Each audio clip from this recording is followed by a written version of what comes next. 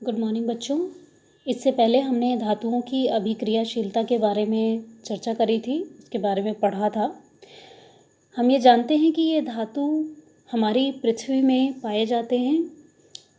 अब जब ये हमारी पृथ्वी में पाए जाते हैं तो हम इन्हें पृथ्वी में से किस प्रकार से किन मेथड्स का उपयोग करके इन्हें वहाँ से अलग करते हैं, शुद्ध रूप में प्राप्त करते हैं। क्योंकि हमें पता है ये अभिक्रिया करते हैं धातु, हमने ऊपर अभी पढ़े थे इनके बारे में, अभिक्रियाओं के बारे में।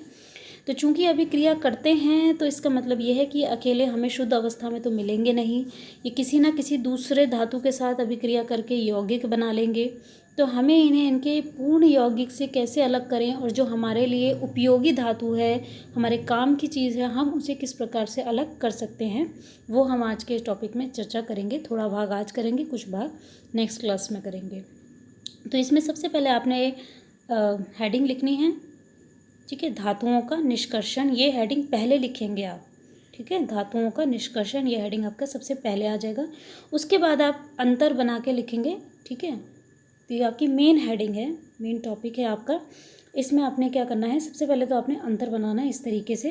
तो आप यहाँ पर लिखेंगे खनिज, जो यहाँ लिखा हुआ है, और दूसरे वाले में लिखेंगे अयस्क, ठीक है।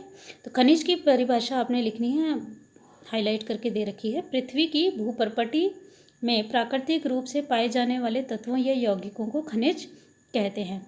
जो प्राकृतिक रूप से हमें चाहे यौगिक ही क्यों ना मिल रहे हों, यानी वो अशुद्ध भी क्यों ना हो या फिर जैसे भी मिल रहे हों, हमें जिस भी प्रकार से प्राप्ति हो रही हो, एक से ज़्यादा तत्व भी हो सकते हैं, यौगिक भी हो सकते हैं, हम उसे पूर्ण रूप से खनिज कह सकते हैं, ठीक है।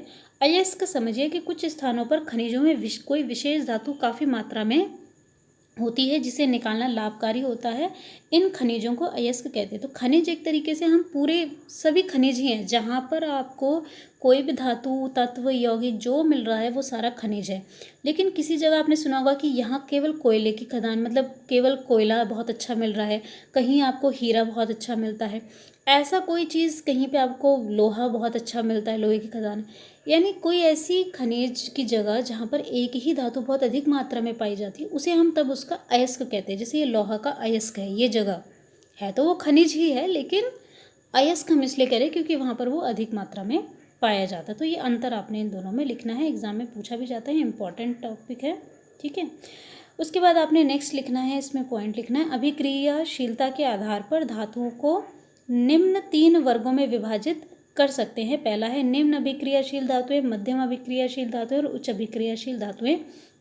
ये जो सारणी है ये मैंने आपको पहले ही बता दी थी जब आपको सक्रियता श्रेणी बताई गई थी। तो आपने ये सारणी वहाँ पे देखेंगे तो बिल्कुल उसी लगभग उसी तरीके से अरेंज है, ये व्यवस्थित है।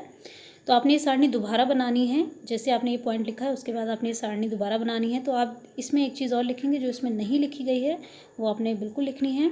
जैसे यहाँ विद्युत अपघटन द्वारा, ये तो मेथड है, ये तो तरीका है जिस द्वारा हम इनको क्या कर सकते हैं, इन धातुओं को निकाल सकते हैं, अलग कर सकते हैं। तो ये हमारे क्या हो गए, आप इसमें लिखेंगे, ये हो गई उच्च, ये जो थर्ड पॉइंट यहाँ पे लिखा हुआ था उच्च अभिक्रियाशील धातुएं, ये आपने यहाँ पर लिखना है इसके साथ भी, ठीक है। इसमें आपका पोटेशियम आ गया, सोडियम आ गया, कैल्शियम आ गया, मैग्नीशियम आ गया, एल्यूमिनियम, ये सारी की सारी उच्च अभिक्रियाशील धातुएं हैं। और इनका अगर हमें पृथ्वी से, इनको हमें भूपर्पटी से इन्हें बिल्कुल अलग करना है, शुद्ध अवस्था में लाना है, तो हमें इसका विद्युत अपघटन करना पड़ता है, ठीक है। उसके बाद आते हैं हमारे पास सेकेंड नंबर पे मध्यम अभिक्रियाशील धातु। यहाँ पर आप ज़रूर ये भी लिखेंगे कि ये कौन सी अभिक्रिया वाले धातु हैं, अभिक्रियाशीलता के आधार पर ये कौन से धातु हैं। तो ये मध्यम अभिक्रियाशीलता धातु हैं, अभिक्रियाशील धातु हैं, जिसमें आपका जिंक है, आयरन है, लेड है, कॉपर है, ठीक है। और इसको हम कैसे करते हैं, पृथ्वी से अलग कार्बन के उपयोग से इसका अपचयन करके करते हैं। लास्ट में जो हमारा तीसरा श्रेणी आपको यहाँ पर दिख रही है, ये आपकी आ गई निम्न अभिक्रियाशील धातुओं की, और इसमें आपके मुख्यतः सोना और चांदी आते हैं। तो प्राकृतिक अवस्था में इनकी उपस्थिति होती है। मुख्यतः ये क्या रहते हैं, क्योंकि ये निम्न अभिक्रियाशील धातु हैं, ये किसी दूसरे धातु के साथ अभिक्रिया करते नहीं हैं अधिकतर, और ये ज़्यादा यौगिक भी नहीं बनाते हैं। तो ये हमें लगभग खाली मिल जाते हैं। ये क्योंकि अभिक्रिया करते नहीं हैं तो किसी के साथ जुड़ते नहीं हैं, तो सोना हमें सोने के रूप में मिल जाता है। तो ये प्राकृतिक अवस्था प्राकृतिक रूप में प्राप्त हो जाते हैं, ठीक है। तो ये लिखने के बाद आपने ये सारणी ज़रूर बनानी है। इस टेबल को हम लास्ट में डिस्कस करेंगे, हालांकि टेबल बहुत पहले दे रखा है, लेकिन हम इसको टेबल को बाद लास्ट में डिस्कस करेंगे। जब हम सारा पढ़ चुके होंगे तो आप इस टेबल को तब समझेंगे अच्छे से। नेक्स्ट इसमें आपने लिखना है गैंग की परिभाषा, ठीक है। तो इसको आपने गैंग की परिभाषा लिखनी है, ये हेडिंग है आपकी गैंग, और इसकी परिभाषा लिखनी है। पृथ्वी से खनिज अयस्कों में या खनित अयस्क जो भी हमें खनित किया कर लिया हमने निकाल चुके हैं, अयस्कों में मिट्टी रेत जैसी कई अशुद्धियाँ होती हैं और इन अशुद्धियों को गैंग कहा जाता है। तो इन अशुद्धियों को हटाने के लिए सबसे आसान तरीका होता है पानी से धो दिया जाता है, छानने की विधि उपयोग में लाई जाती है। वज़नों के आधार पे, द्रव्यमान के आधार पे, जैसे कंकड़ वगैरह हैं, ज़्यादा वज़नी है तो वो बैठ जाएंगे, एक तल पे बैठ जाएंगे, जो हमें धातु चाहिए वो अलग आ जाएगी। तो अनेक विधियों द्वारा, जैसे भौतिक और रासायनिक विधियों के द्वारा हम इन्हें क्या कर सकते हैं, गैंग को अलग कर सकते हैं। अब आपने नेक्स्ट टॉपिक लिखना है, जो हेडिंग आएगी वो आपने यहाँ पर लिखनी है। तो ये है आपकी, इसमें जैसे इसमें लिखा है सक्रियता श्रेणी में नीचे आने वाली धातु का, इसकी जगह आपने लिखना है, इसको काट के इतना काट के इसमें आपने लिखना है निम्न अभिक्रियाशील धातुओं का निष्कर्षण। यहाँ पे आपने लिखना है निम्न अभिक्रियाशील धातुओं का निष्कर्षण। हालांकि निम्न अभिक्रियाशील धातुएं, क्योंकि ये अभिक्रिया नहीं करती, इसलिए प्राकृतिक रूप में हमें मुक्त अवस्था में प्राप्त हो जाती हैं, लेकिन फिर भी कुछ धातुएं ऐसी होती हैं जो कि अभिक्रिया कर लेती हैं। वो निम्न अभिक्रियाशील भी हैं, लेकिन धीरे धीरे प्रकृति में बहुत समय तक रहने के कारण वो किसी न किसी दूसरे तत्व के साथ मिलकर के यौगिक बना लेती हैं। तो इसमें आपने सीधा उदाहरण से लिखना है। सबसे पहला उदाहरण है यहाँ सिनाबार HgS यानी मरकरी सल्फाइड, ठीक है, मर्क्यूरिक सल्फाइड का ये हमें मिलता है। मरकरी प्रकृति में या भूपर्पटी में बहुत अधिक समय तक रहने के कारण क्या करता है, सल्फर के साथ अभिक्रिया कर देता है और इसके साथ मिलके बना देता है मर्क्यूरिक सल्फाइड। तो देखिए हम इसको क्या कर सकते हैं, आपने अभिक्रियाएं भी लिखनी है।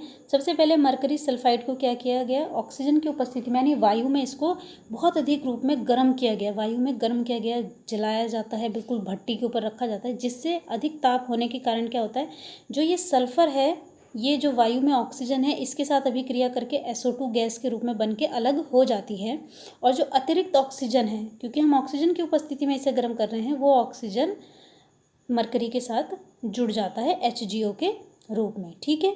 अब ये जब HgO बन जाता है तो हम इसे और गर्म करते हैं और गर्म करते हैं, और अधिक गर्म करने के बाद क्या होता है, ये HgO में से ये O भी वापस ऑक्सीजन के रूप में वापस मुक्त हो जाता है और लास्ट में हमारे पास क्या बच जाता है, Hg बच जाता है, ठीक है। तो हम इन जो निम्न अभिक्रियाशील धातु हैं इन्हें हम सामान्य ऑक्सीजन की उपस्थिति में तापन विधि द्वारा निष्कर्षण इसका कर सकते हैं। तो एक पहला उदाहरण ये है। उसी तरीके से यहाँ पे दूसरा उदाहरण है, बिल्कुल सेम उदाहरण है, कोई चेंज नहीं है इसमें, ठीक है। तो आपने ये दूसरा उदाहरण कॉपर का है, तो इसमें भी आपने ये लिखना, देखेंगे आप Cu2S है, कॉपर सल्फाइड है, ऑक्सीजन की उपस्थिति में इसे गर्म किया गया है तो सल्फर डाइऑक्साइड गैस निकल चुकी है और जो कॉपर है वो ऑक्साइड की अवस्था में आ चुका है। उसके बाद इस कॉपर ऑक्साइड और भी बहुत सारा इसके साथ और भी Cu जो कॉपर सल्फाइड होगा, इसको अलग से बहुत ज़्यादा है तो इसको गर्म किया जाता है और धीरे धीरे क्या होता है, सल्फर डाइऑक्साइड बिल्कुल अलग हो जाता है और हमें कॉपर अलग से प्राप्त हो जाता है, ठीक है। तो इस विधि द्वारा हम क्या करते हैं, सामान्य गर्म करने की विधि के द्वारा हम इन्हें अलग कर सकते हैं। तो अब हम यहाँ पर देखेंगे, ये देखिए, अब हम इसका सिर्फ लास्ट वाला देखते हैं। तो निम्न अभिक्रियाशील धातु हैं, यहाँ पर देखिए इन्हें क्या क्या है, ये सल्फाइड के अयस्क के रूप में मिलती हैं, वो अभी हमने देखा। भर्जन हम कहते हैं ऑक्सीजन की उपस्थिति में गर्म करना, इस प्रक्रिया को भर्जन कहते हैं। भर्जन करने के बाद देखेंगे धातु हमें मिल चुकी थी, जैसे Hg मिल गया था, हमें कॉपर मिल गया था शुद्ध अवस्था में। उसके बाद परिष्करण है, परिष्करण का मतलब बिल्कुल साफ उसको कर देना। एक बार धातु मिल गया तो उसके बाद उसको ढंग से साफ करना। ये हमारा क्या हो गया, निम्न अभिक्रियाशील धातु का टॉपिक यहाँ पर कंप्लीट हो गया। तो इतना करिएगा, बाकी आपको उच्च और मध्यम अभिक्रियाशील धातु का नेक्स्ट उसमें बताया जाएगा।